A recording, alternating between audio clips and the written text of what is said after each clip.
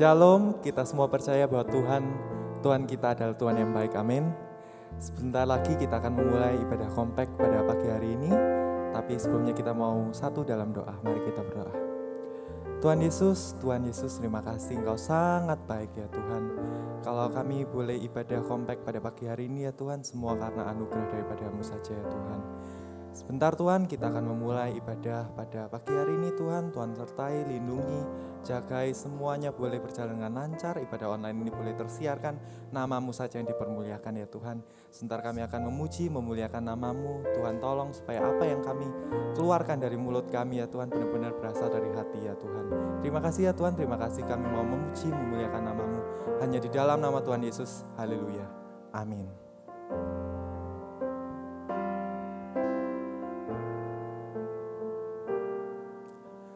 Yesus, Kau sungguh baik. Yesus, nama-Mu indah. Yesus, ku cinta Kau selalu. Ku tinggikan, ku agungkan samanya. Yesus, Kau sungguh baik. Yesus, nama-Mu indah. Yesus, ku cinta Kau selalu. Ku tinggikan, ku agungkan samanya. Ku mau memuji-Mu, ku selalu puji-Mu. Ku mau menyembah-Mu, ku selalu sembah-Mu. Kau yang layak terima semua pujian, kemuliaan hanya bagi Tuhan. Sekali lagi kita mau katakan, Yesus, Kau sungguh baik. Yesus, Kau sungguh baik. Yesus, nama-Mu indah. Yesus, ku cinta Kau selalu. Ku tinggikan, ku agungkan samanya. Ku mau memuji-Mu, ku selalu puji-Mu. Ku mau menyembah-Mu, ku selalu sembah-Mu.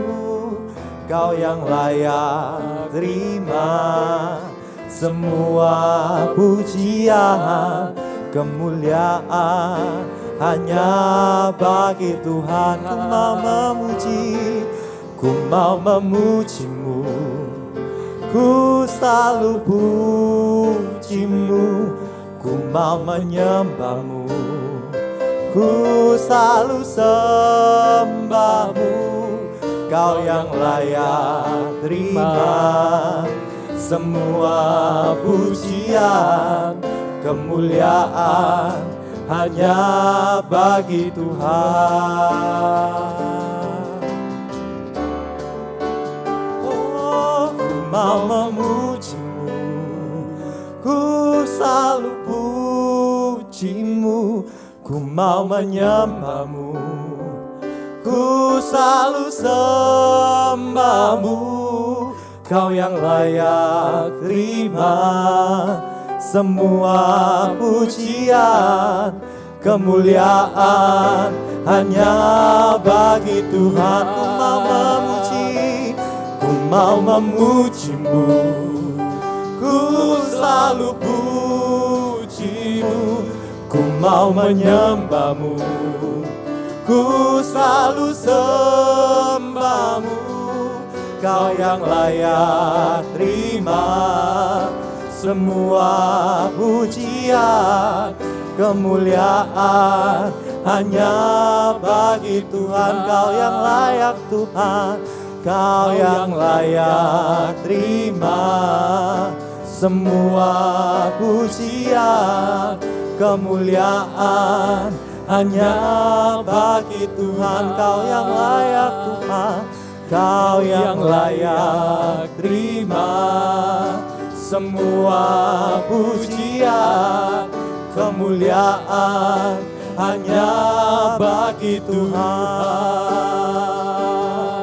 Kami menyembah Engkau, terima kasih, terima kasih Bapa.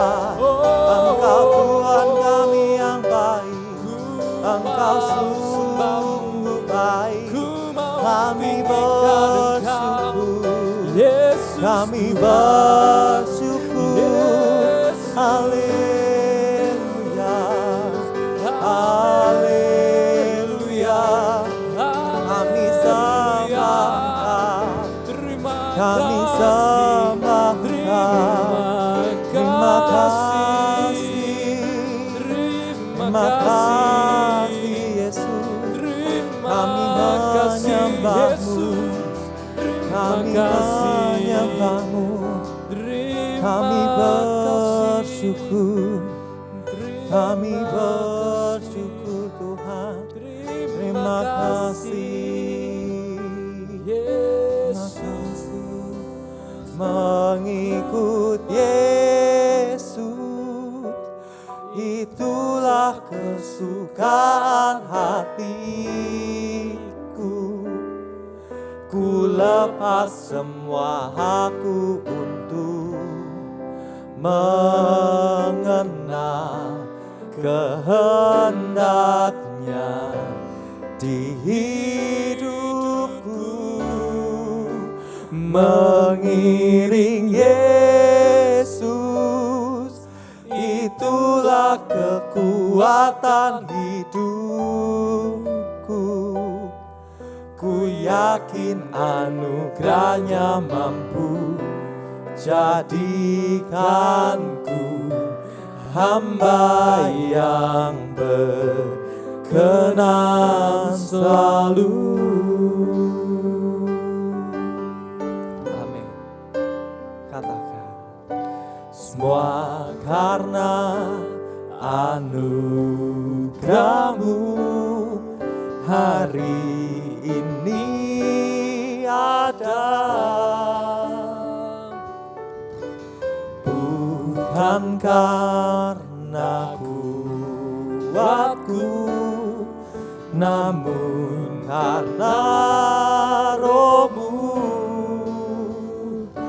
Ku bawa hatiku, penyembahanku.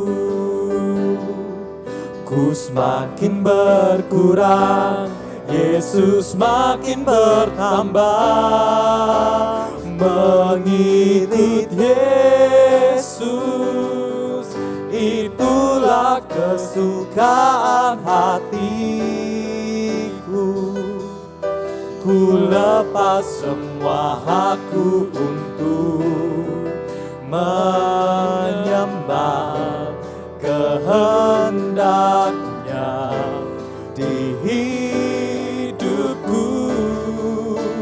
Mengiring Yesus, itulah kekuatan hidupku.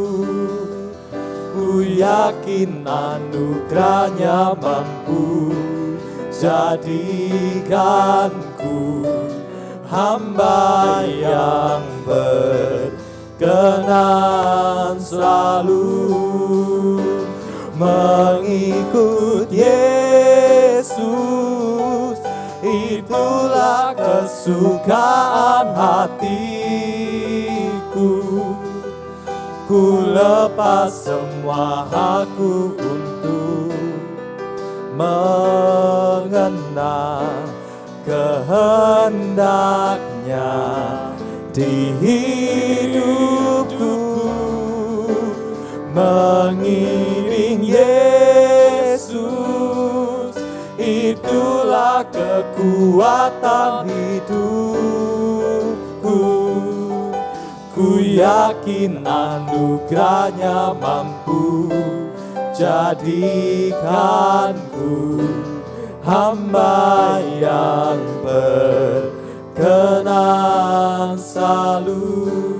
Anugerahnya mampu jadikanku hamba yang berkenan selalu. Anugerahnya mampu jadikanku hamba yang berkenan selalu.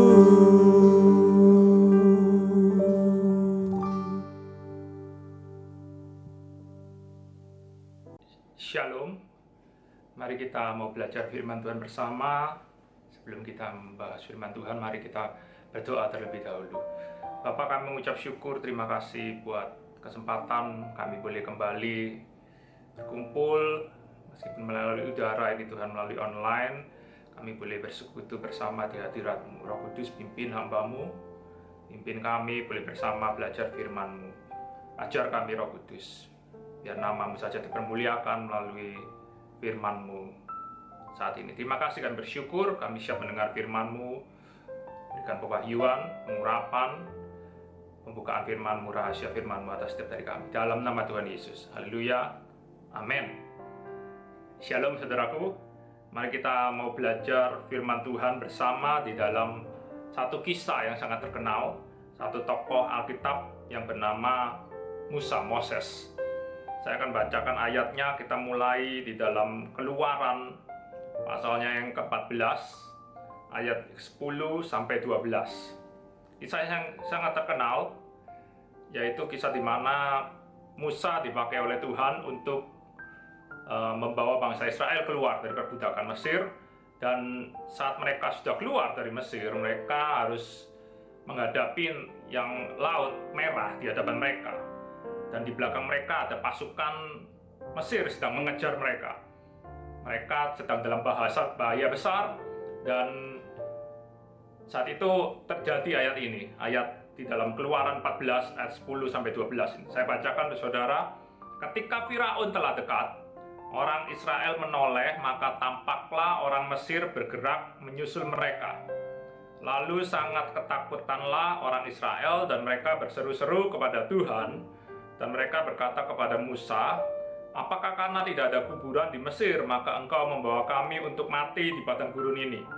Apakah engkau berbuat ini terhadap kami dengan membawa kami keluar dari Mesir? Bukankah ini telah kami katakan kepadamu di Mesir, janganlah mengganggu kami, dan biarkanlah kami bekerja kepada orang Mesir. Sebab lebih baik bagi kami untuk bekerja pada orang Mesir daripada mati di padang gurun ini. Jadi kisah ini sangat menarik. Kenapa? Karena saat itu mereka terdesak dan mereka melihat bahaya, mereka tidak ada jalan, itu jalan buntu, kuldesak. Kenapa? Karena mereka melihat Laut Merah di hadapan mereka, dan mereka tahu pasukan Mesir dengan senjata lengkap. Mereka terdesak, mereka sedang dalam bahaya besar. Seperti juga saat ini yang kita pelajari, jadi poin pertama yang akan kita pelajari saat ini, yaitu supaya kita jangan menjadi seperti bangsa Israel yang stuck di survival mode. Jadi saat ini bangsa kita, bukan cuma bangsa kita, seluruh dunia itu sedang dalam survival mode. Kenapa? Karena wabah COVID-19 ini, wabah coronavirus ini. Dan kita semua ingin bertahan, karena itu kita ingin get through, kita ingin melalui wabah ini, dan kita ingin bersama-sama sampai selesai wabah ini kita survive. Karena itu kita sedang berada di dalam survival mode, seperti bangsa Israel ini, seperti orang-orang Israel ini.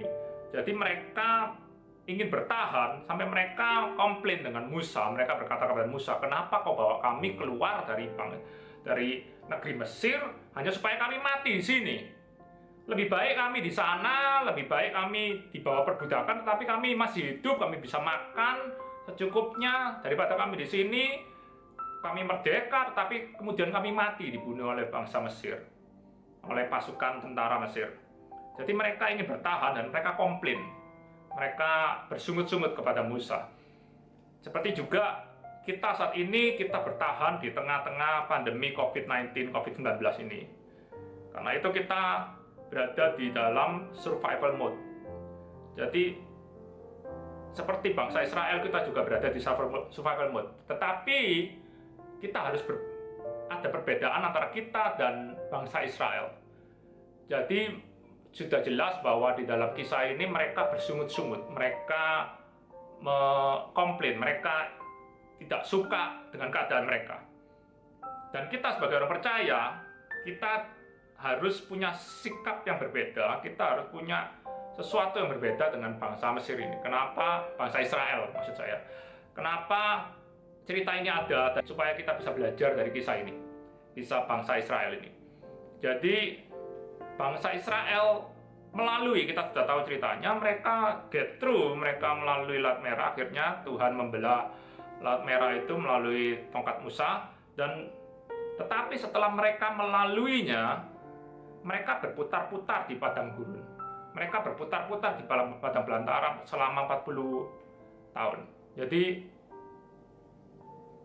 apakah kita akan menjadi seperti bangsa Israel ini? Saat kita get through, saat kita melalui, saat kita berhasil melalui survive dari pandemi ini, kita melalui pandemi ini, apakah kita menjadi seperti bangsa Israel yang berputar-putar di padang gurun, yang berputar-putar di padang belantara setelah kita melalui pandemi ini, wabah ini. Jadi selama ini yang membedakan kita dengan bangsa Israel itu apa? Kita sama-sama di dalam survival mode, kita sama-sama berusaha bertahan melalui pandemi ini. Bangsa Israel juga berusaha bertahan, tetapi kita harus berbeda dengan bangsa Israel. Jadi bangsa Israel setelah melalui pandemi, melalui desakan, lolos dari tentara Mesir, lolos dari Laut Merah, seperti juga kita nanti akan lolos dari pandemi ini. Apakah kita senasib atau kita tidak berbeda, atau kita berbeda dengan bangsa Israel? Karena itu kita harus belajar, kita harus mengambil pelajaran dari kisah bangsa Israel ini. Jadi kita tahu bahwa mereka berputar-putar setelah melewati Laut Merah. Kita juga akan melewati pandemi ini, tetapi jangan sampai our faith stay behind. Jadi jangan sampai iman kita ketinggalan seperti bangsa Israel, ketinggalan di Mesir, ketinggalan waktu kita sudah melalui pandemi ini, sudah selesai, mungkin ada vaksinnya atau obatnya, kita sudah selesai, dan kita ketinggalan ternyata iman kita. Jadi imannya tetap saja. Jadi sebelum pandemi dan sesudah pandemi, imannya pancet wae. Tetap saja, tidak ada yang berubah, tidak ada perkembangan, tidak bertumbuh, tidak ada sesuatu yang berbeda, tidak ada sesuatu yang baru. Terus apa yang harus kita lakukan? Apa yang harus kita lakukan supaya kita bisa berbeda dengan bangsa Israel ini? Jadi bangsa Israel ini mungkin sudah bebas secara tubuh dari perbudakan Mesir, tetapi jiwa mereka belum bebas. Jadi iman mereka stay behind di Mesir.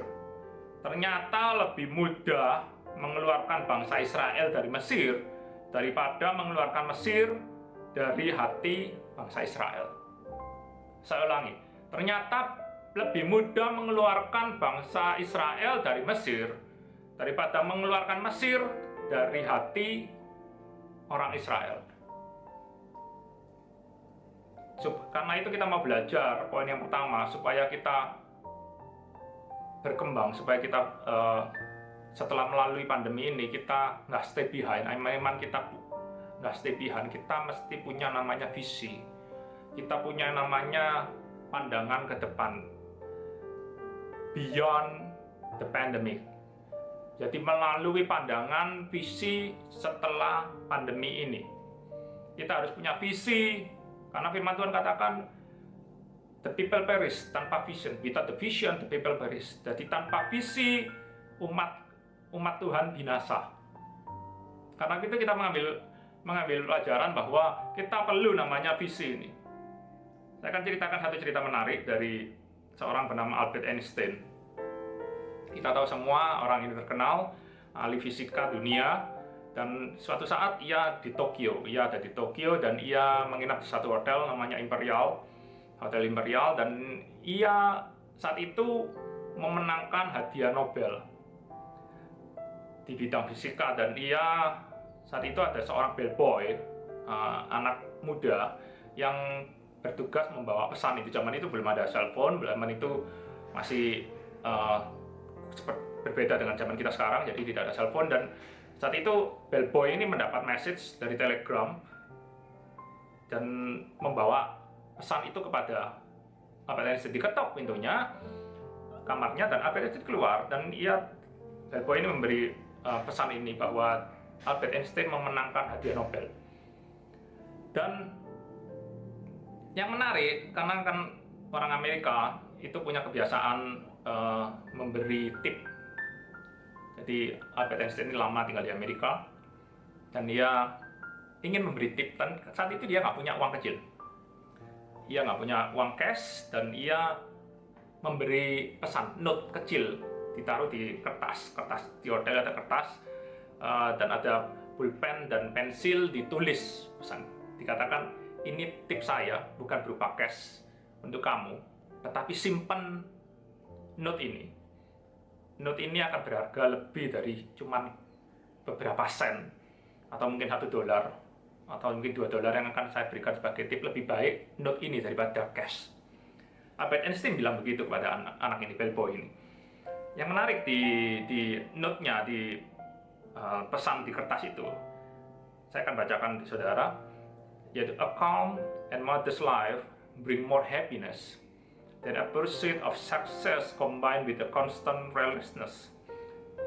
Terjemahan bebasnya Indonesia itu, hidup yang tenang dan sederhana akan membawa lebih banyak kebahagiaan, lebih banyak kegembiraan daripada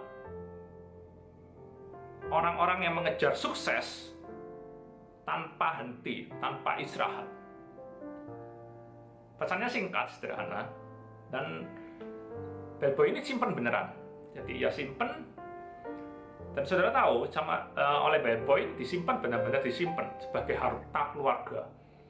Jadi bertahun-tahun ia nggak keluarkan itu note kertas itu, sampai akhirnya tahun 2000-an, zaman modern, cucu dari bellboy ini membawa note ini. Dia tahu karena kakeknya berpesan, ini harta keluarga, nanti kalau kamu butuh, kamu bisa jual.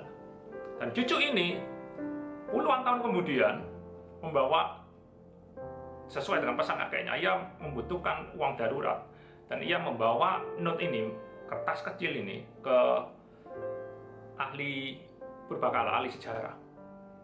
Dan oleh ahli sejarah dilihat apakah otentik tulisannya, semuanya ternyata otentik, memang tulisannya Albert Einstein. Dan dilelang akhirnya, kertas ini dilelang, pesan singkat ini dilelang, dan saudara tahu dilelang itu mereka mengharapkan lakunya mungkin $5.000. Dan karena lelang kan bisa ditawar oleh pihak lain. Ada yang nawar 5.000, 6.000, 10.000, sampai 100.000, 200.000. Saudara tahu end up-nya akhirnya terjual berapa? Terjual $1,5 million, $1,5 juta. Jadi note kecil yang menggantikan tip ini, yang mungkin bellboy ini mungkin kalau dia memaksa mendapatkan tip ini cuma dapat mungkin $1 atau $2, tetapi dia mengambil tip itu, dia simpan sebagai harta keluarga.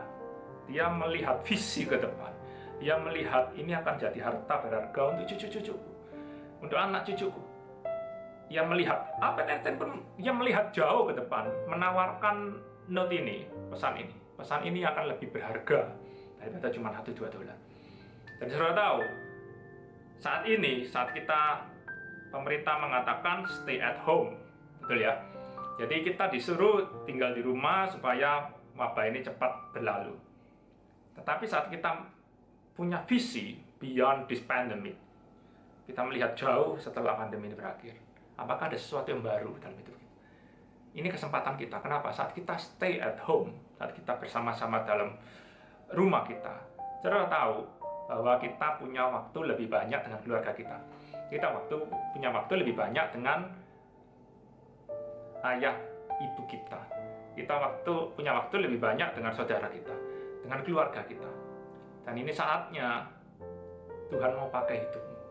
Di saat yang banyak waktu ini, kita bisa share tentang Kristus. Apabila keluargamu belum mengenal tentang Kristus, ceritakan tentang Kristus. Jadi saat mereka bersama dengan engkau melalui pandemi ini, melalui wabah ini, ada sesuatu yang baru, yaitu keluargamu sudah mengenal Kristus. Saya berdoa supaya Tuhan kasih keberanian kepada engkau. Tuhan kasih visi ini kepada engkau. Tuhan kasih vision ini kepada engkau supaya engkau tahu supaya saudara tahu bahwa jangan stuck di survival mode. Jangan stuck dengan keadaan ini. Tetapi kita berbicara ke depan. Saudara tahu beberapa ahli prediksi, beberapa tim kedokteran prediksi kemungkinan paling cepat September. Vaksin dari COVID-19 ini paling cepat. Kita belum tahu apakah lebih cepat atau lebih lambat. Tetapi mereka prediksi September sudah keluar karena mereka sedang uji coba. Itu paling cepat. September itu masih 6 bulan lagi. 5-6 bulan lagi. Jadi masih lama waktu kita bersama keluarga kita. Masih lama waktu kita bersama adik kakak kita, dengan orang tua kita, dengan ayah ibu kita, dengan papa mama kita. Ceritakan sesuatu dalam hidup mereka, yaitu Kristus sendiri. Kalau ada kata mereka sudah mengenal Kristus, ajak mereka berfellowship bersama. Mungkin selama ini kita nggak punya waktu untuk fellowship bersama keluarga kita. Kita nggak punya waktu untuk bersekutu, nyembah Tuhan bersama. Jadi, kalau kita punya visi ini, kita tahu bahwa beyond this pandemic, jadi ada iman yang bertumbuh, ada iman yang berkembang, ada iman yang punya visi ke depan, jauh ke depan. Nanti setelah wabah ini berakhir, kita tahu iman kita semakin dewasa di dalam Kristus. Kita tahu iman kita semakin bertumbuh dalam Kristus. Kita tahu ada sesuatu yang baru. God bring something new in our life. Dan saya berdoa supaya kita semua memahami hal ini. Kita semua menangkap hal ini. Dan kita bisa melakukan apa Tuhan, visimu Tuhan. Kalau engkau ingin aku menyembah bersama keluargaku, mari kita lakukan bersama. Kalau engkau ingin Tuhan, aku memberitakan Injil untuk keluargaku, kita beritakan Injil itu. Berdoa minta kepada Tuhan apa visi itu Tuhan. Itu poin yang pertama dari cerita ini. Poin yang kedua, di dalam Keluaran pasal 14, tetap di dalam cerita yang sama. Keluaran 14, kita tadi sampai ayat 12, sekarang ayat 13 dan 14. Saya bacakan ke saudara. Tetapi berkatalah Musa kepada bangsa itu, janganlah takut, berdirilah tetap dan lihatlah keselamatan dari Tuhan yang akan diberikannya hari ini kepadamu. Sebab orang Mesir yang kamu lihat hari ini tidak akan kamu lihat lagi untuk selama-lamanya. Tuhan akan berperang untuk kamu dan kamu akan diam saja. Perhatikan di sini. Musa berkata kepada bangsa Israel. Setelah bangsa Israel komplain, bersungut-sungut, Musa berkata kepada mereka, jangan takut. Berdirilah tetap dan lihatlah keselamatan dari Tuhan. Setelah itu Musa berkata, Tuhan akan berperang untuk kamu dan kamu akan diam saja. Tuhan akan berperang untuk kamu dan kamu akan diam saja. Ayat ini sering kita dengar. Khotbah-khotbah sering khotbahkan ini. Jadi kita sering mungkin punya Instagram, saudara punya Facebook atau Snapchat atau apapun itu. Saudara mungkin lihat ada kata-kata mutiara, salah satunya mungkin ayat ini. Jadi Tuhan akan berperang untuk kamu dan kamu akan diam saja. Jadi ayat ini sering kita dengar, kita baca, tetapi banyak yang salah mengerti ternyata dari ayat ini. Karena ternyata ayat ini masih bersambung, ada kelanjutannya di ayat ke-15. Saya bacakan di saudara. Berfirmanlah Tuhan kepada Musa, mengapakah engkau berseru-seru demikian kepadaku? Katakanlah kepada bangsa Israel, kepada orang Israel, supaya mereka berangkat. Perhatikan. Jadi, Musa berkata kepada bangsa Israel, Tuhan akan berperang untuk kamu dan kamu akan diam saja. Kamu diam mau saja. Dan ternyata Tuhan tegur Musa. Ternyata Musa salah mengerti. Ternyata Musa salah paham. Karena setelah itu berfirmanlah Tuhan kepada Musa, mengapa engkau berseru-seru demikian kepada aku? Katakanlah kepada orang Israel supaya mereka berangkat. Move on. Dan engkau, ayat 16, angkatlah tongkatmu dan ulurkanlah tanganmu ke atas laut dan belalah airnya, sehingga orang Israel akan berjalan dari tengah-tengah laut di tempat yang kering. Perhatikan. Jadi Tuhan menegur Musa, Musa, kamu salah paham. Aku tidak ingin engkau diam di sana, di tepi Laut Merah. Aku ingin engkau berangkat. Sekarang angkat tongkatmu dan belahlah laut itu. Jadi firman Tuhan berkata, angkat tongkatmu dan ulurkanlah tanganmu ke atas laut dan belahlah airnya. Jadi kita sering salah paham seperti Musa kan. Kita berpikir Tuhan akan berperang, kita diam saja. Kelihatannya rohani hari ini. Tuhan akan berperang, kita akan diam saja. Dan kita berpikir, wah Tuhan akan berperang melawan COVID-19. Tuhan akan berperang melawan COVID-19. Dan mungkin tanggal 1 Mei, atau tanggal 15 Mei, atau tanggal 20 Mei, COVID ini akan hilang. Karena Tuhan berperang untuk itu. Jadi, itu pikiran manusia. Ternyata Tuhan pikirannya beda dengan kita. Jadi kita pikir, oh seperti itu enak, instan. Tuhan lakukan mukjizat. Bisa nggak Tuhan lakukan? Bisa. Tapi ternyata pikiran Tuhan beda dengan pikiran kita. Ternyata apa yang kita planning, apa yang kita rencanakan, kadang-kadang beda dengan planningnya Tuhan. Musa punya plan, Tuhan berperang. Mungkin dia pikirnya Tuhan tiba-tiba turun dari langit, sekelompok besar pasukan malaikat tentara Tuhan turun dan langsung menghancurkan pasukan Mesir. Dia mikirnya seperti itu mungkin. Atau dia mikirnya seperti Sodom dan Gomora, tiba-tiba dari langit turun api dari langit, belerang dari langit dan menghancurkan tentara Mesir. Jadi dia pikirnya seperti itu. Ternyata kadangkala pikiran kita beda dengan pikirannya Tuhan. Bukan kadangkala, sering. Bukan cuma sering. Lebih banyaknya pikiran kita lebih banyaknya berbeda dengan pikirannya Tuhan. Karena kita pikirnya seperti ini, ternyata plannya Tuhan beda, rencana Tuhan beda. Ternyata Tuhan ingin sesuatu yang berbeda. Dan Tuhan langsung tegur Musa, dan Tuhan menyuruh Musa, bergeraklah, do something. Dan ia mengangkat tongkatnya dan membelah Laut Merah. Kembali ke aplikasi, ke konteks yang kita hadapi saat keadaan yang saat ini kita hadapi.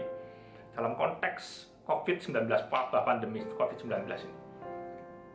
Kan seperti saya sudah katakan bahwa prediksinya vaksinnya paling cepat bulan September. Kalau benar tepat waktu. Kalau mundur lagi kita nggak tahu. Dan itu 5 bulan, kita punya waktu 5 bulan. Apa kita lakukan selama 5 bulan ini? Apakah kita akan diam saja? Seperti Musa yang berpikir Tuhan akan berperang bagi kita. Ternyata Tuhan katakan, bergeraklah, do something, berkaryalah.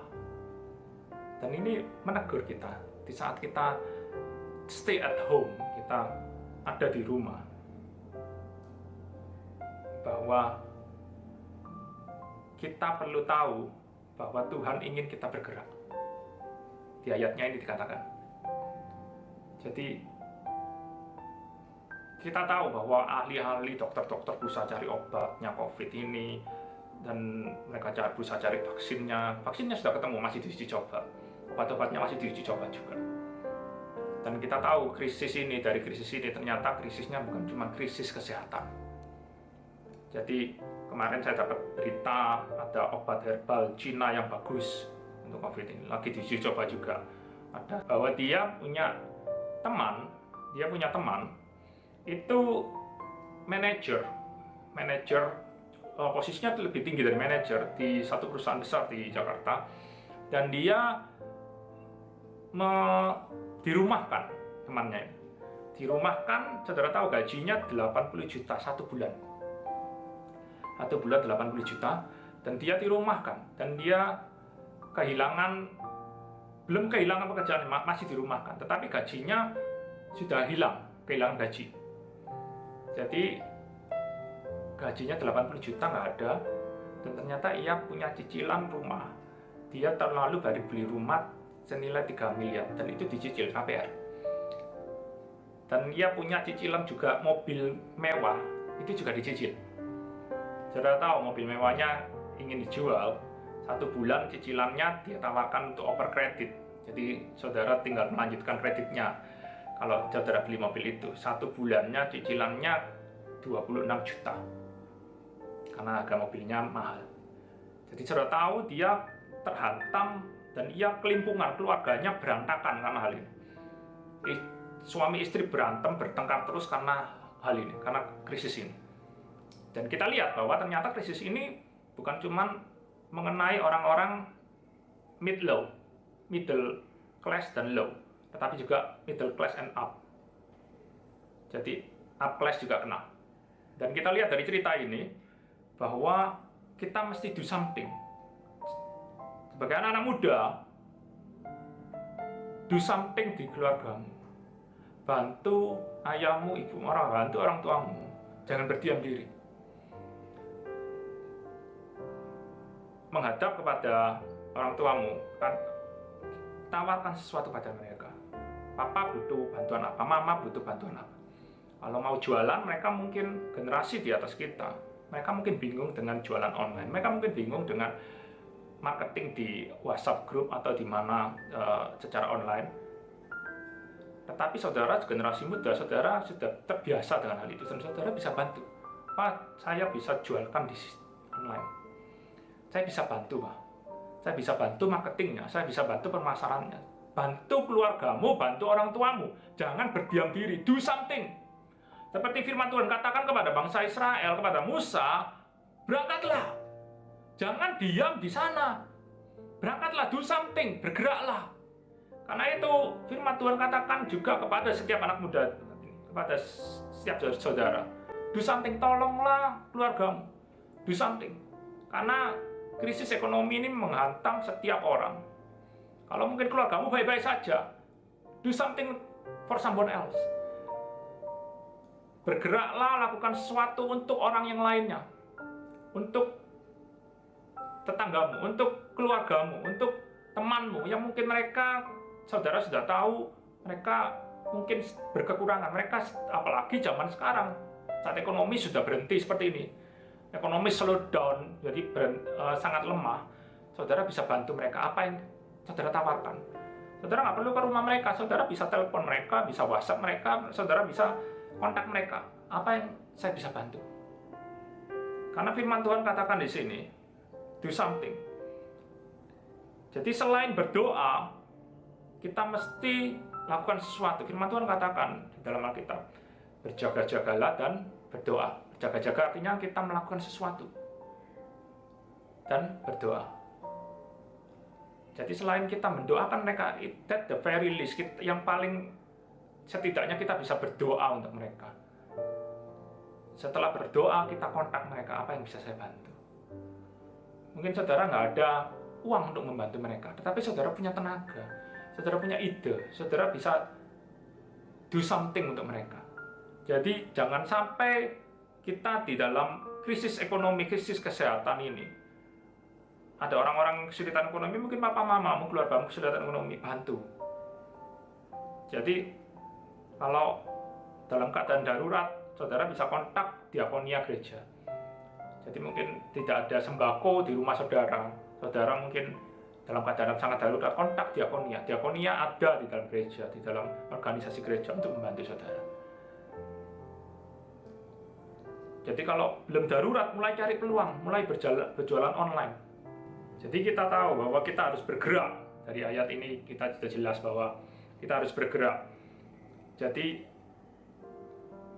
kita harus cari peluang, kita harus bantu orang tua kita harus bantu keluarga kita. Jadi dengan cara apa kok? Bikin masker kain. Dengan cara apa kok? Jualan jamu, bikin jamu dijual. Jadi kemarin saya baca di koran ada satu ibu dengan suaminya, dia kehilangan pekerjaan, mereka berdua kehilangan pekerjaan dan mereka di PHK di rumah dan mereka bikin jamu dan mereka taruh di botol. Saudara tahu setiap bulannya ya laba bersihnya bisa sampai 10 juta dari jualan jamu online. Nah, bisa bikin jamu kok, bikin makanan. Belajar resep di YouTube atau belajar dari siapa, bikin makanan di frozen dan dijual. secara online. Intinya do something, bergerak, berkarya di saat seperti ini. Bantu keluargamu, bantu orang tuamu. Jadi mereka mungkin nggak bisa jualan online, bantu mereka. Cara marketing, pemasaran, apapun yang engkau bisa lakukan, anak muda Allah, engkau harus bergerak, engkau harus berkarya di bawah kasih karunia Tuhan. Berdoa, minta tuntunan Tuhan, minta visi dari Tuhan. Tuhan tolong keluargaku, Tuhan tolong orang tuaku, berikan visimu, berdoa. Jadi firman Tuhan sudah jelas, jangan berdiam diri saja, jangan berdiam diri, tetapi do something. Lakukan sesuatu dan Tuhan akan tuntun setiap langkah itu. Mari kita berdoa. Kami mengucap syukur Bapa, terima kasih buat firman-Mu. Terima kasih buat pewahyuan, understanding Engkau berikan kepada kami. Saat ini Tuhan, tuntun anak-anak muda ini, Tuhan sertai mereka. Biar mereka boleh mengerti kehendak-Mu yang sempurna dalam hidup mereka, sehingga mereka boleh mengerti visi-Mu Tuhan. Mereka boleh membantu keluarga mereka, mereka boleh membantu orang tua mereka boleh punya visi, dan mereka akan mempunyai sesuatu yang baru. Mereka bertumbuh di tengah-tengah pandemi ini Tuhan. Mereka boleh, iman mereka bertumbuh semakin melekat kepada Engkau Tuhan. Dan juga cuman hanya bertumbuh, mereka juga akan bergerak Tuhan, sesuai dengan kasih karunia-Mu Tuhan. Berkarya di bawah anugerah-Mu Tuhan. Sehingga mereka boleh memberkati keluarga mereka boleh memberkati orang tua mereka boleh memberkati teman-teman mereka, boleh memberkati banyak orang Tuhan. Dan biarlah nama Tuhan Yesus saja yang dipermuliakan. Kami mengucap syukur, kami berdoanya di dalam nama Tuhan Yesus. Haleluya, amin. God bless you.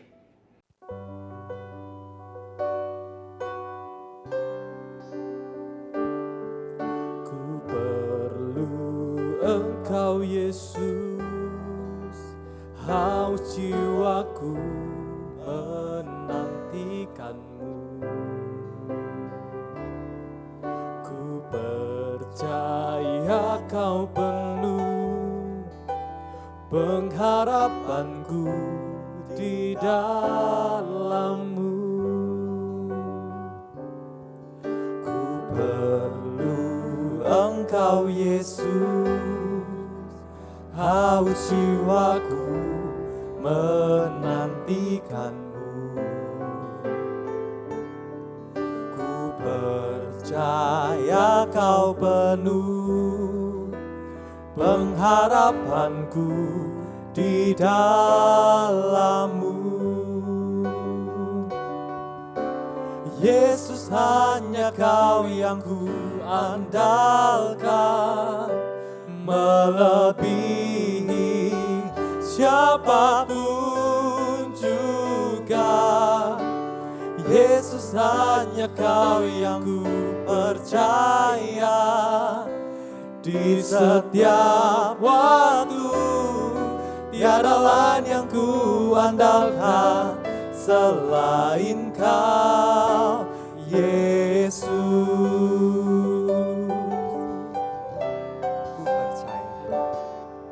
Ku perlu Engkau Yesus,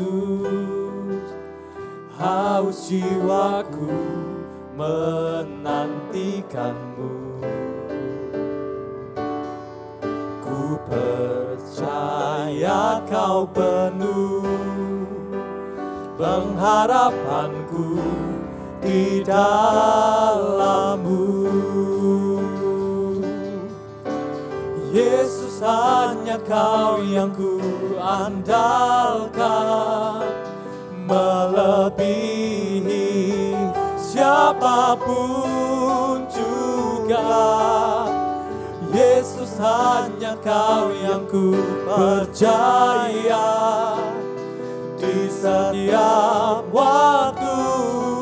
Tiada lain yang ku andalkan selain Kau, Yesus, hanya Kau yang ku andalkan, melebihi siapapun juga.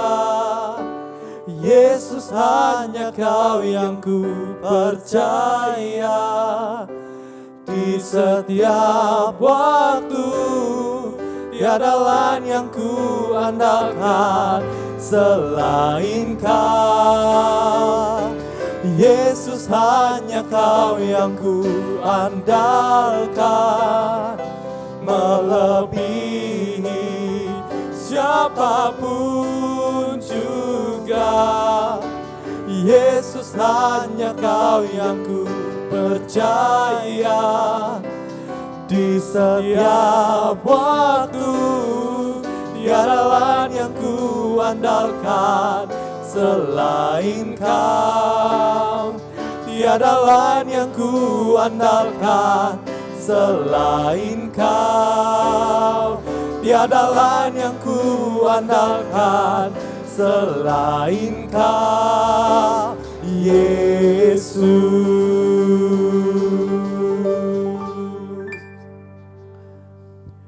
Pagi hari ini kami sangat bersyukur untuk setiap kebaikan-Mu dalam kehidupan kami, Tuhan. Terima kasih untuk firman-Mu yang boleh hamba-Mu sampaikan untuk setiap kami. Biarlah apapun yang boleh hamba-Mu sampaikan untuk setiap kami di pagi hari ini, itu boleh menjadi rema dalam kehidupan kami. Dan kami semakin hari semakin ingin bertumbuh. Semakin hari kami boleh semakin melekat dengan Engkau. Semakin hari kami boleh semakin mengenal apa yang menjadi kehendak Tuhan dalam kehidupan kami, Tuhan. Terima kasih untuk pagi hari ini, Tuhan. Dan kami percaya firman-Mu itu tidak pernah jauh dari setiap kami. Firman-Mu itu yang terus memerdekakan setiap kehidupan kami. Terima kasih Tuhan. Dan kalau sebentar kami akan mengakhiri ibadah hari ini, mari teman-teman kita mengangkat kedua tangan kita mau menerima berkat dari Tuhan. Tuhan memberkati engkau dan melindungi engkau. Tuhan menyinari engkau dengan wajahnya dan memberi engkau kasih karunia. Tuhan menghadapkan wajahnya kepadamu dan memberi engkau damai sejahtera. Sekarang teman-teman terimalah berkat ini yang berasal dari Allah Bapa, Anak dan Roh Kudus yang terus menyertai setiap kehidupan kalian semua mulai dari hari ini bahkan sampai selama-lamanya. Yang sudah menerima dari berkat Tuhan semua katakan amin. Tuhan Yesus memberkati.